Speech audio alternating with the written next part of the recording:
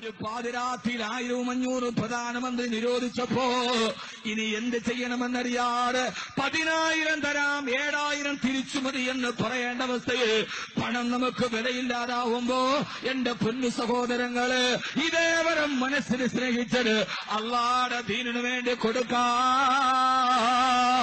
1,000-ഉം 500-ഉം ഒക്കെ ആർക്കും വേണ്ട.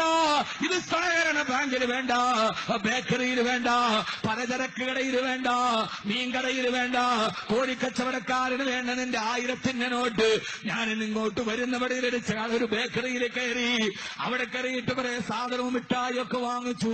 1000-ന്റെ 3 നോട്ട് പടപടാ തിളങ്ങുന്ന 1000-ന്റെ 3 നോട്ട് കൊടുത്തപ്പോ അദ്ദേഹം എന്നോട് പറഞ്ഞു, ഞങ്ങളിത് എടുക്കില്ല. വരുന്ന വഴിയിൽ കുറച്ച് സാധനമൊക്കെ വാങ്ങിച്ച് വീട്ടിലേക്കല്ലേ. ആ സമയത്ത് കൊടുത്തപ്പോ അദ്ദേഹം എന്നോട് സന്തോഷത്തോട് 3000-ന്റെ 3 പടപടാ നോട്ട് കൊടുത്തപ്പോ അദ്ദേഹം എന്നോട് പറഞ്ഞു, വേണ്ട വേണ്ട, ഞങ്ങൾക്ക് ഈ നോട്ട് വേണ്ട.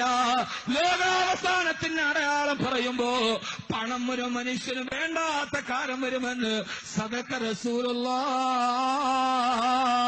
ഹബീബായ നബി തങ്ങൾ ലോകാവസാനത്തിന്റെ അടയാളത്തെക്കുറിച്ച് പറഞ്ഞ ഹദീസിലെ കാണാം, സയതി സമാനുൻ അലാ ഉമ്മത്തി, എന്റെ സമൂഹത്തിനൊരു കാലം വരും അന്ന് പണം ഒരാൾക്കും വേണ്ടാതാവും.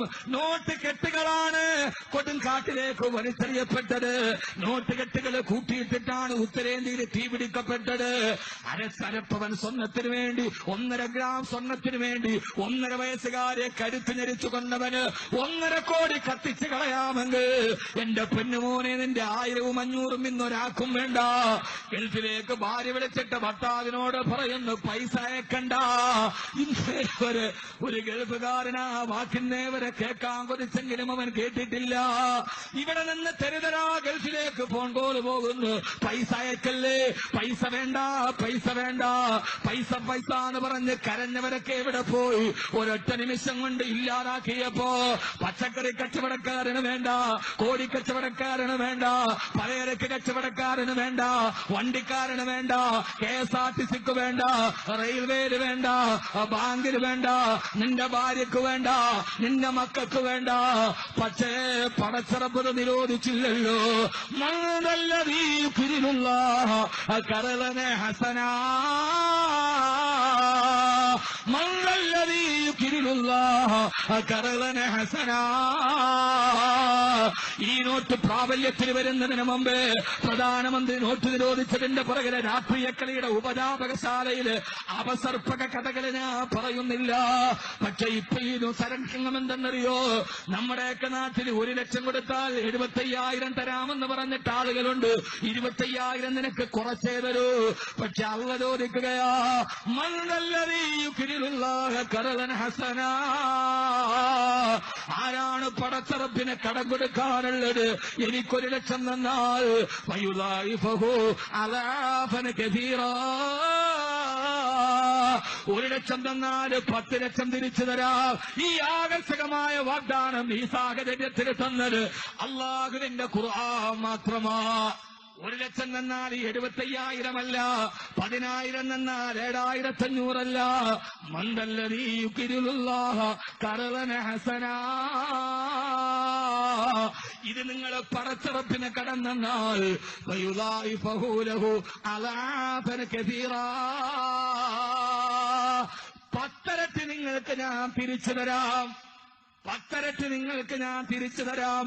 1 ലക്ഷം തന്നാൽ 10 ലക്ഷം തരാം. അല്ലാഹുവേ, അത് പറഞ്ഞ ഒരേ ഒരു ബാങ്കാരുടെ ബാങ്കാണ്. ആ ബാങ്ക് പടച്ചറപ്പിന്റെ ബാങ്കാണ്. ആ ബാങ്കിന്റെ ശാഖകൾ എവിടെയൊക്കെ ഉണ്ടെന്ന് ചോദിച്ചാൽ അത് മലപ്പുറത്ത് മാത്രമല്ല, അത് ഈങ്ങാപ്പുഴയിൽ മാത്രമല്ല, അത് താമരശ്ശേരിയിൽ മാത്രമല്ല.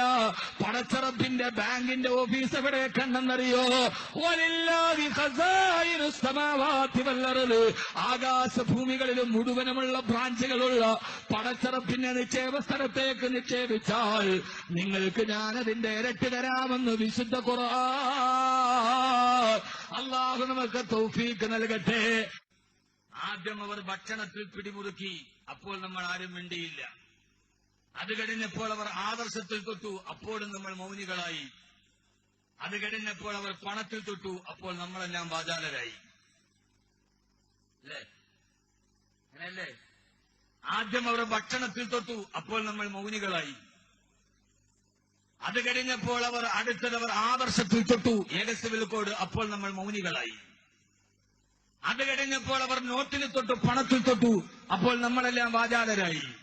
അടുത്തതവർ കരുത്തിൽ പിടിമുറുക്കുന്നതിന് മുമ്പ് ശബ്ദിക്കാൻ കഴിഞ്ഞില്ലെങ്കിൽ മരണത്തിന് ശേഷം നിശബ്ദരായി കുഴിമാടത്തിലേക്ക് പോവാനായിരിക്കും നമ്മുടെ വിധി എന്ന് ഈ ഒരവസ്ഥയെ ഓർമ്മിപ്പിച്ചുകൊണ്ട് ഞാൻ ഒരേകാധിപതി പോലും ചെയ്യാൻ മടിക്കുന്ന പരിഷ്കാരങ്ങൾ ഒരു രാത്രി കൊണ്ട് ലോകത്തോട് പറയുമ്പോൾ ഇവർ ഒന്നിനും മടിക്കാത്തവരാണ് എന്ന് ഇത് നമുക്ക് തെളിയിച്ചു തരുമെന്ന് ഞാൻ നിങ്ങളോട് ഓർമ്മിപ്പിക്കുകയാണ്. ഇതിനപ്പുറത്തേക്കൊരു വിശദീകരണം ആവശ്യമില്ല. നാളെ ഒരു രാത്രിയിൽ ഏക സിവിൽ കോഡ് നിലവിൽ വന്നു എന്ന് 12 മണിക്ക് പറഞ്ഞാൽ, ഏക സിവിൽ കോഡ് സമസ്ത പോർമുഖത്തിറങ്ങിയത് വെറുതെയല്ല. ഇങ്ങനെ പറയാൻ കഴിയുന്ന ഒരു ഭരണാധികാരിക്കും ചുറ്റുവട്ടത്തുള്ള ഉപജാപക വൃന്ദത്തിനും നാളെ ഒരു പാതിരാത്രി 12 മണിക്ക് മറ്റന്നാൾ മുതൽ ഏക സിവിൽ കോഡ് നിലവിൽ വന്നു എന്ന് പറയാൻ കഴിഞ്ഞാൽ അന്ന് നമുക്ക് ക്യൂ നിൽക്കാൻ HMകളുടെ വരികൾ മതിയാവുകയില്ല എന്ന് ഞാൻ ഓർമ്മിപ്പിക്കുകയാണ്. അള്ളാഹു നമുക്ക് നല്ല ബോധം നൽകി അനുഗ്രഹിക്കുമാറാകട്ടെ. കാരണം ഇതൊക്കെ നമുക്ക് മനസ്സിലാക്കാനുള്ള ചില കാര്യങ്ങൾ മാത്രമാണ്. ഇപ്പൊ നോട്ട് ഉദ്ദേശിച്ചപ്പോ നമുക്ക് പിന്നെ ഇതില്ലാതെ ഒന്നും നടക്കില്ല. ഏതായാലും ഒരു കാര്യം, ഞാനിതിനെ ഒരു രീതിയില്ലെങ്കിൽ മറ്റൊരു രീതിയിൽ സ്വാഗതം ചെയ്യുന്നുണ്ട്. ചെയ്ത ശുദ്ധ എന്തെന്നതിനൊരു പറയാൻ മലയാളത്തിൽ ഇന്ന് വേറെ വാക്കുകളില്ല, എല്ലാരും പറഞ്ഞു കഴിഞ്ഞു. പക്ഷെ ഇത്രയും നാൾ പറഞ്ഞത് ഇവിടുത്തെ മുഴുവൻ മുസ്ലിം ന്യൂനപക്ഷത്തിന്റെ കയ്യിൽ അവരുടെ തട്ടിന്റെ പുറകിലും കട്ടിലിന്റെ അടിയിലും അടുക്കളയുടെ ഉള്ളിലും കള്ളപ്പണം സൂക്ഷിച്ചിട്ടുണ്ട് എന്നായിരുന്നു. ഏതായാലും ഇതിനെ ഡിപ്പോസിറ്റ് ചെയ്യുന്നവരുടെ കണക്കെടുക്കട്ടെ. ആരുടെ കയ്യിലാണ് കള്ളപ്പണമുള്ളത്? അംബാനിയുടെ കയ്യിലാണോ, അദാനിയുടെ കയ്യിലാണോ? അതല്ല, മലപ്പുറത്തെ കാക്കായുടെ വീടിന്റെ കട്ടിലിന്റെ അടിയിലായിരുന്നു എന്ന് ഇനി നിക്ഷേപിക്കുന്നവരുടെ കണക്കുകൾ പുറത്തു വരുമ്പോ ഇത്രയും നാൾ മറ്റുള്ളവർ തമ്മിൽ കള്ളപ്പണം സൂക്ഷിച്ചിട്ട് അതിർത്തിക്കപ്പുറത്തുനിന്ന് വരുന്ന ഹവാല പണത്തിൽ ഭീകരവാദം നടത്തുന്നവർ എന്ന ഒരു മാറാപ്പ് പേർ ഇവിടുത്തെ ന്യൂനപക്ഷം തലകുനിച്ചു നടന്നിരുന്നു. ഇനി ഏതായാലും ഇതോടുകൂടി ആരുടെ കയ്യിലായിരുന്നു ഇത് ഉണ്ടായത് എന്ന് നമുക്ക് തിരിച്ചറിയാമെന്ന ഒരു ആശ്വാസം കൂടി ഇതിന്റെ പുറകിലുണ്ട്. ഏതായാലും ആരുടെ കയ്യിലാണ് കള്ളപ്പണമുള്ളത്? എത്ര ലക്ഷം കോടിയാണ് അംബാനി വെളുപ്പിച്ചെടുത്തത്? നവംബർ ഡിസംബർ 30 1000-ന്റെയും 500-ഉം അസാധുവാകും. അതോടുകൂടി 1000-ന്റെയും 500-ന്റെയും കാലാവധി തീരും. അന്ന് ജിയോയുടെ കാലാവധിയും തീരും. ഡിസംബർ 30-ന് 1000-ന്റെയും 500-ന്റെയും കാലാവധി തീരും. അന്ന് ഡിസംബർ 30-ന് അംബാനിയുടെ ജിയോയുടെ കാലാവധിയും തീരും. ഇത് കേവലം ഒരു ആകസ്മികതയാണോ? ഇത് കേവലം ഒരു യാദൃച്ഛികതയാണോ?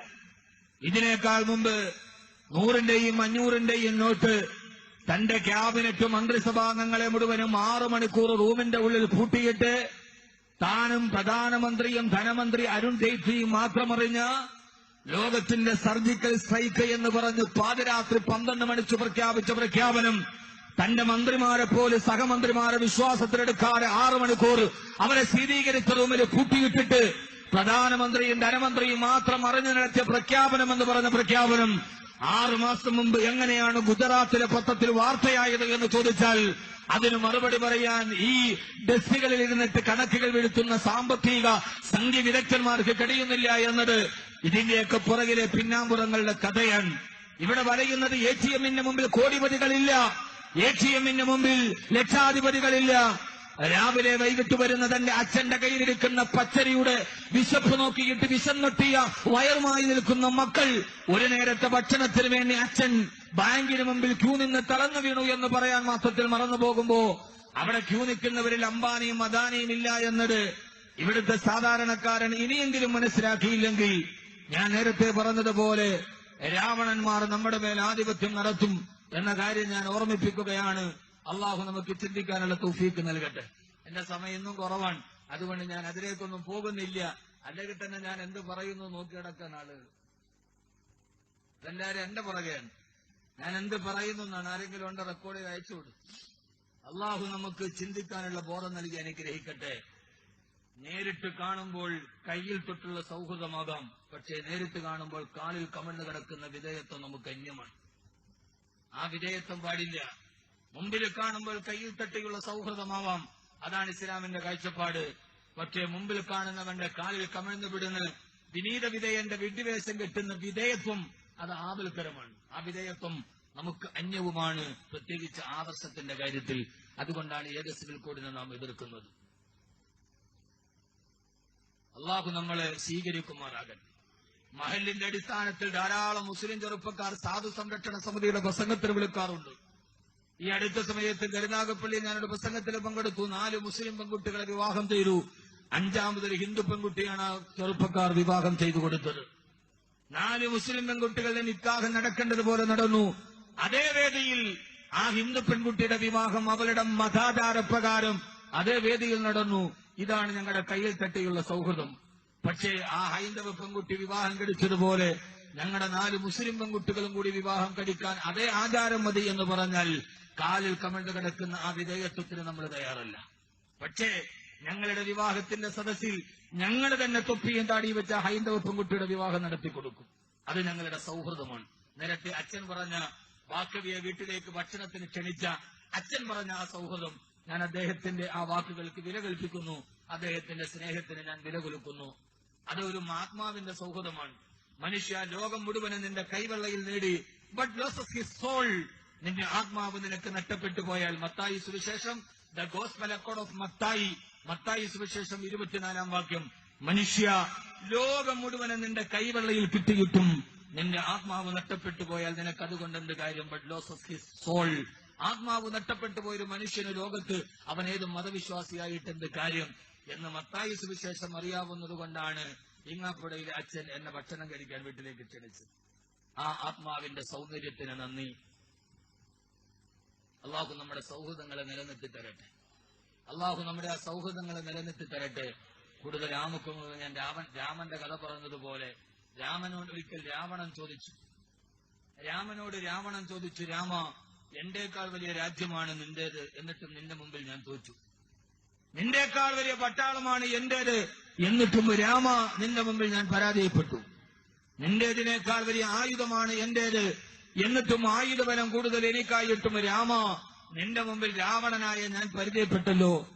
രാമ, നിനക്കൊരു തലയുള്ളൂ, ഒരു തലയുള്ള നിന്റെ മുമ്പിൽ 10 തലയുടെ ബുദ്ധി എനിക്കുണ്ടായിട്ടും ഞാൻ നിന്റെ മുമ്പിൽ തോറ്റുപോയല്ലോ രാമ. ആ സമയത്ത് രാമൻ രാവണനോട് പറഞ്ഞൊരു മറുപടി ഉണ്ട്. രാമൻ പറഞ്ഞു രാവണനോട്, രാവണ, നിന്റെ കയ്യിൽ എല്ലാം ഉണ്ട്, പക്ഷേ ലക്ഷ്മണനെ പോലെ ഒരു അനുജൻ നിനക്കില്ലാത്തതാണ്, ഒരു സഹോദരനില്ലാത്തതാണ് രാവണ നിന്റെ പരാജയ കാരണമെന്ന് പറഞ്ഞു രാമൻ. ലക്ഷ്മണനെ പോലെ ആപത്ഘട്ടത്തിൽ കൂടെ ചേർന്ന് നിൽക്കാൻ കഴിയുന്ന ഒരു ലക്ഷ്മണനെ പോലുള്ള ഒരു സഹോദരൻ നിനക്കില്ലാതെ പോയതാണ് രാവണ നിന്റെ പരാജയത്തിന്റെ കാരണമെന്ന് രാമൻ രാവണനോട് പറഞ്ഞു പത്രേ. അതുകൊണ്ട് ലക്ഷ്മണനെ പോലെ ചേർന്ന് നിൽക്കാൻ നമുക്ക് കഴിയാതിരിക്കുമ്പോൾ ഏക സിവിൽ കോഡ് ആകെ ലക്ഷ്യം വഹിക്കുന്ന ഇവിടുത്തെ ന്യൂനപക്ഷമായ മുസ്ലിമീങ്ങളെയും ക്രിസ്ത്യാനികളെയും മാത്രമാണ്. അതുകൊണ്ട് ഫാദറിനോട് ലക്ഷ്മണനെ പോലെ, രാമന്റെ മറുഭാഗത്തുനിന്ന് ലക്ഷ്മണനെ പോലെ ഒന്നിച്ചു പോരാടാൻ നമുക്ക് കഴിഞ്ഞില്ലെങ്കിൽ രാവണന്മാർ നമ്മുടെ മേൽ ആധിപത്യം പുലരുന്ന ഒരു കാലത്ത്